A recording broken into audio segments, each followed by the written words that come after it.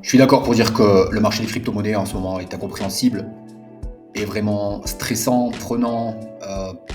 C'est le meilleur moment pour faire des conneries si vous écoutez vos émotions. Il y a énormément de gens qui abandonnent. Et comme depuis plusieurs semaines maintenant, il y a des gros portefeuilles, ce qu'on appelle les whales, qui veut dire baleine en anglais, qui achètent, les mains fortes achètent, les institutionnels achètent. On va le développer dans cette vidéo. Ça va faire bientôt 7 ans que je suis au quotidien sur le marché des crypto-monnaies à acheter, vendre, rechercher. Et je peux dire que si je dois partager un ratio, on est environ à plus de 80, voire 85% du temps dans le doute. Le doute qui se matérialise avec cet indicateur qui est en différé avec le moment présent, mais peu importe, puisque vous verrez cette vidéo une fois qu'elle sera enregistrée, on est un petit peu en deçà du neutre. Voilà, on est toujours dans le doute, toujours dans le doute, le doute, le doute, le doute, le doute. Il y a quand même des indicateurs forts et il y a aujourd'hui, au moment où j'enregistre cette vidéo, un gap énorme, pour ne pas dire abyssal, qui se creuse entre le sentiment de marché qu'on vient de voir, les prix des actifs et les infos ultra positifs concernant l'industrie des crypto-monnaies et de la blockchain. D'ailleurs, en ce moment, on en est là du cycle. Vous voyez, le trait vertical ici, c'est le halving, et peu de temps après, montée exponentielle, correction, montée exponentielle. Ça, c'était en 2012, d'accord, le Bitcoin était jeune, donc la volatilité était énorme, puisqu'il y avait peu de traders au fond, peu de volume, donc c'était facile de faire péter le prix, d'accord. 4 ans plus tard, le marché est un petit peu plus mature, halving, ça monte. 2020, le marché est encore plus mature, et c'est là où on a vu des entreprises officiellement et même des États, avec le Salvador, le Bhoutan, alors d'accord, des petits États, mais ça a complètement montré l'exemple et ouvert la porte à ce qui se passe aujourd'hui, à savoir les États-Unis qui envisagent de mettre en place une réserve nationale de Bitcoin, nous en avons parlé. Alors, 141 jours après le halving, montée exponentielle en 2020, on a connu un double top, à savoir si ma mémoire est bonne, on avait touché les 62 000 dollars, on avait corrigé de 50%, on était redescendu à 35 000 dollars, puis ensuite on avait touché les 64 000 si je me souviens bien, ou les 69 000. Et puis maintenant, voilà, on est là.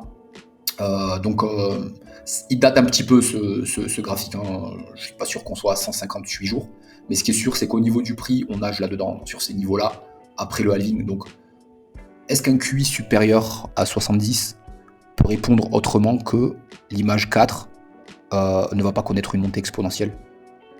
Alors oui, la montée est de moins en moins exponentielle, mais suivant la tendance de cet indicateur qui est très fort et qui va de pair avec le stock to flow model, ça va monter en exponentiel. Alors ça va peut-être pas monter aussi haut. Il y a plusieurs écoles, il y a ceux qui disent qu'on va aller à plus de 500 000 dollars. J'ai aujourd'hui du mal à le penser parce qu'il faudrait y aller très très vite, hein. Il faudrait qu'il y ait il faudrait qu'il y ait un FOMO énorme et que les gens n'aient absolument plus le choix d'acheter à n'importe quel prix.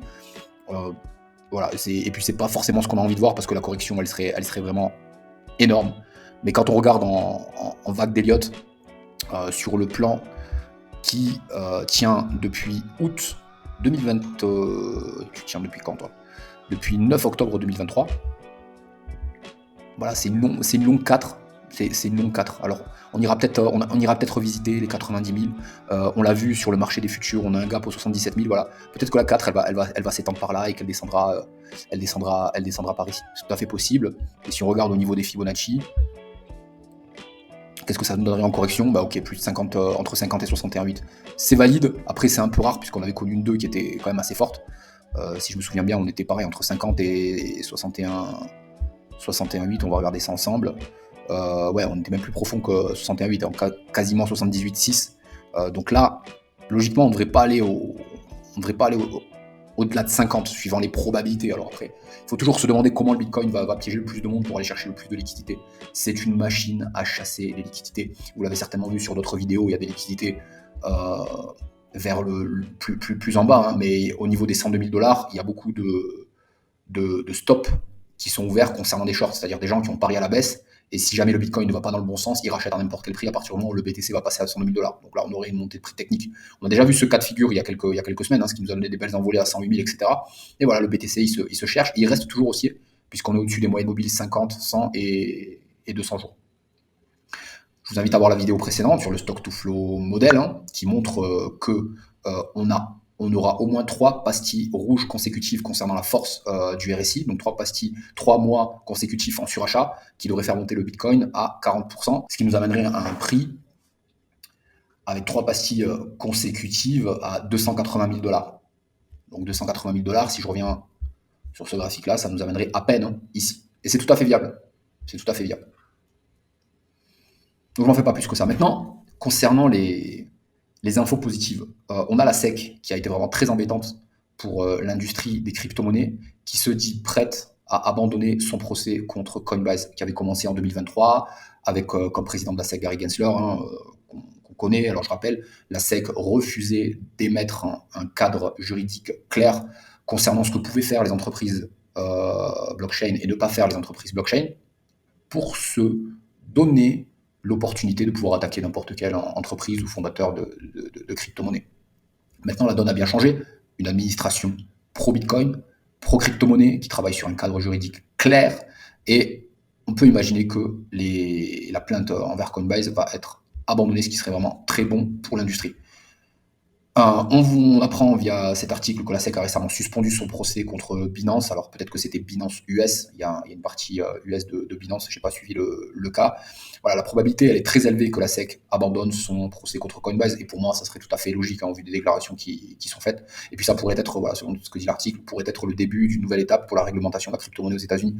Évidemment, j'ai envie de dire, ils sont déjà en train de travailler là-dessus, avec à la tête de cette équipe qui est chargée de travailler là-dessus, celui qu'on appelle le tsar de la crypto-monnaie, David Sachs. One of the things that the president instructed us to do was to evaluate the idea for a Bitcoin reserve, and so that is one of the things. That's one of the first things we're going to look at as part of the internal working group in the administration. Merci beaucoup pour tous les nouveaux abonnés, les likes, etc. Je vous invite, si vous appréciez le contenu, à éclater le bouton des likes et à vous abonner. Je publie régulièrement du contenu pertinent sur les crypto-monnaies qui peut vous intéresser, vous aider à maturer votre réflexion sur le marché et vos investissements. On a l'USDT, donc l'entreprise Tether avec l'USDT qui s'engage enfin à un dialogue officiel avec le législateur américain sur la régulation des stablecoins, ce qui est une bonne chose. Si cette entreprise qui est leader dans le stablecoin écrit la législation, évidemment qu'elle va l'écrire en sa faveur, donc ça donne encore plus confiance à l'USDT qui est lié au dollar, donc c'est une très bonne chose. Et l'administration Trump a dit qu'elle ne voudrait pas des fameux CBDC, donc cet argent totalement numérique, programmable, qui pourrait se dépenser sous condition. Oubliez cela, avec l'administration Trump, on a 4 ans de répit. Maintenant, on a des grosses institutions, comme je le disais en introduction. Citibank, donc les institutions financières s'activent. Citibank et d'autres grandes banques annoncent qu'elles vont proposer des services de garde pour les crypto-monnaies. Ce qui peut être une bonne chose pour ceux qui ne sont pas à l'aise avec les technologie de blockchain, d'écrire sa phrase, etc. Ça peut être intéressant de détenir dans une banque, comme on détient de l'euro, des crypto-monnaies, parce que je pense que la majorité des utilisateurs ne sont pas prêts à être leur propre maître absolu de leur portefeuille. Donc ça restera réservé à des passionnés, des curieux ou des gens à forte conviction d'avoir des portefeuilles décentralisés, mais je pense que c'est une très très bonne chose. Maintenant, on a un mouvement qui ne trompe pas, Millennium, un géant des hedge funds, vient d'acheter 2,6 milliards de dollars en Bitcoin et 182 millions de dollars en Ethereum via les ETF. Je vous rappelle que dans les vidéos précédentes, on a vu que le clan Trump, via l'application qu'ils ont en ligne qui s'appelle World Liberty Finance, pareil, ils sont en train d'accumuler du Bitcoin en masse, de l'Ethereum en masse. Donc je pense que les bonnes nouvelles officielles au niveau de l'administratif ne tombent pas pour laisser l'opportunité à tout ce beau monde d'accumuler ces crypto-monnaies qui sont les plus solides sur le long terme à un prix bas, j'avais envie de dire à un prix soldé. Et ça ne serait pas la première fois, même avec tout le bien qu'on peut penser Trump, etc., d'avoir des délits d'initiés dans ces équipes. On l'a vu, il y a Nancy Pelosi, par exemple, qui est accusée, et je pense moi personnellement que c'est vrai, qui enchaîne les délits d'initiés à tout va depuis des années, je crois même des dizaines d'années, ce qui explique sa fortune immense. Et ça, c'était donc l'administration antérieure. Ensuite, 22 États américains veulent une réserve stratégique en Bitcoin. Alors, elle a du mal à arriver, cette réserve stratégique de Bitcoin, au niveau national, mais on voit que les États fédéraux, à l'échelle locale, ont envie de cette réserve de crypto-monnaie, ont envie de développer l'industrie blockchain dans leur État, à l'image du Texas, où on voit des constructions de mines de Bitcoin, avec ces grosses tours, ces gros appareils. je pense que c'est une très bonne chose et ça finira par arriver après le tsar de la crypto-monnaie avec son équipe qui est chargée de faire des États-Unis la capitale de la crypto-monnaie et de l'intelligence artificielle, a dit que ça prendrait un certain temps, entre 18 et 21 mois. J'espère qu'on aura des bonnes nouvelles bien avant, parce que c'est cette année et c'est dans les mois qui vont suivre que la conclusion de ce bull run va se passer. Il y a aussi quelque chose qui me paraît important d'ajouter concernant les 22 États qui veulent une réserve stratégique au niveau local.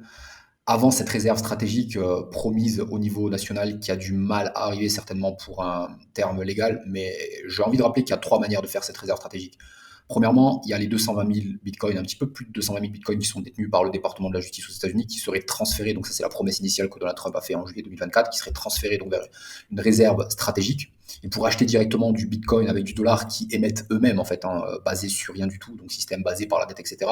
Donc je vous invite à avoir pour cela l'argent dette, ou à lire le bouquin, le e-book le Bitcoin, la blockchain dispo sur la circum.com, où il y a les liens justement vers ces reportages à l'argent dette 1 et 2, très intéressant, très enrichissant, donc en achetant directement avec du dollar, ou alors en convertissant une partie des stocks d'or. Donc il y a Michael Saylor qui pose pour ça, il y a la sénatrice Cynthia Lummis que j'ai présentée sur cette chaîne aussi, qui pousse pour cela, pour convertir une partie du stock d'or en Bitcoin.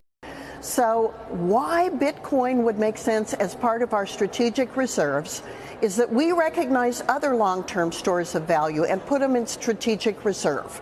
We have a gold strategic reserve. We have an oil strategic reserve. I think it is fitting that Bitcoin, now that is really digital gold, be included among our reserve assets. So I'm proposing in the Bitcoin Act that we purchase roughly 200,000 Bitcoin a year just by converting money we already have into Bitcoin and hold them for 20 years. If we did that with, say, 5% of all the Bitcoin that will ever exist, which is roughly 1 million Bitcoin, we could cut our debt in half in 20 years. And in the meantime, we would have an asset that's growing in value while our own dollar is decreasing in value. Si ce dernier scénario se réalise, ce serait clairement un game changer total pour le Bitcoin. Elon Musk, avec son fameux bureau, le DOGE, Department of Government Efficiency, avec Bitcoin, Elon Musk fait des économies énormes, vous avez certainement vu passer ça sur d'autres chaînes, en dévoilant des scandales de surfacturation, de corruption, et j'en passe, de l'argent dépensé, jeté par les fenêtres. C'est vraiment hallucinant. Et il est dans sa promesse d'économiser 1 milliard par jour. Et dans un tweet qu'il a fait, il y a Cynthia Lummis qui lui répond, qui lui dit hey, tu sais que le Bitcoin, il peut être audité 7 jours sur 7, 24 heures sur 24 avec un simple ordinateur. Donc là, les flux, parce que le flux monétaire dollar, il a du mal à être tracé, puis qu'il passe par des paradis fiscaux comme les îles Caïmans, etc. Ce qui n'est pas le cas du Bitcoin, car contrairement à ce qu'on entend beaucoup, comme quoi il serait anonyme, il n'est pas anonyme, il est pseudonyme. Et à partir du moment où on relie une adresse avec une identité, alors là, à ce moment-là, il est plus anonyme. Donc en fait, le Bitcoin serait traçable beaucoup plus facilement que le dollar, et c'est un argument de plus pour avoir une réserve stratégique en BTC, et pourquoi pas même un portefeuille en BTC qui servirait à financer des choses qui seraient tout à fait vertueuses, bonnes et justes. Pourquoi pas. Et ce bull run qui avait commencé fin 2022, quand le BTC avait atteint les 15 000 $ avec la chute de FTX. Voilà, il a quand même fait de 15 000 à 100 000 $ un beau chemin. Les altcoins ont connu une hausse puis une baisse, et la plupart des altcoins de manière générale en sont aujourd'hui plus bas que leurs plus bas connus depuis 2022 et 2023. Donc je suis très curieux de voir qu'est-ce qui nous attend sur les prochains mois. Évidemment, comme je le dis depuis quelques vidéos, c'est vraiment très dépendant des annonces qui vont être faites aux États-Unis concernant la législation, la régulation, voilà, sur les crypto-monnaies, etc. Donc voilà, pour moi, pour conclure, c'est ce que je retiens aujourd'hui, c'est la différence énorme entre le pessimisme et les bonnes informations positives au niveau fondamental, et ça va faire qu'à un moment donné, le gap il sera tellement fort que le prix devrait exploser à la hausse, sauf catastrophe. Je vous rappelle, quand on a eu l'invasion de l'Ukraine en février 2022, il y avait tout qui avait plongé de 40% en quelques heures. Il y a une paix qui est probable. On aimerait voir les marchés augmenter de 40% en quelques heures. En crypto-monnaie, c'est tout à fait possible. Merci d'avoir suivi cette vidéo. J'espère qu'elle vous a apporté un bénéfice. Si vous appréciez le contenu, voilà, mettez des likes, abonnez-vous, ça me fait vraiment plaisir. Laissez des commentaires. J'ai vraiment le temps de les lire et de répondre de manière constructive. Évidemment, j'accepte les critiques. Et je publie voilà, régulièrement des analyses de crypto, des informations, ma vision, ma réflexion sur le marché qui peut vous aider aussi à mettre à maturité votre plan d'investissement sur le secteur ou simplement à le suivre sans forcément investir. Mais ce qui est très important surtout, c'est de construire ce plan d'investissement, de le suivre à travers toute épreuve. N'abandonnez pas, car c'est avec la persévérance que l'on rencontre le succès et que vous ferez rugir le lion des crypto-monnaies qui se trouve en vous. Je vous dis à très bientôt. Ciao, ciao. Pour devenir crypto-enthousiaste, abonnez-vous à la chaîne de la CIRCOM. Vous serez tenu informé des dernières actus, réflexions et opportunités pour faire rugir le lion des crypto-monnaies qui sommeille en vous.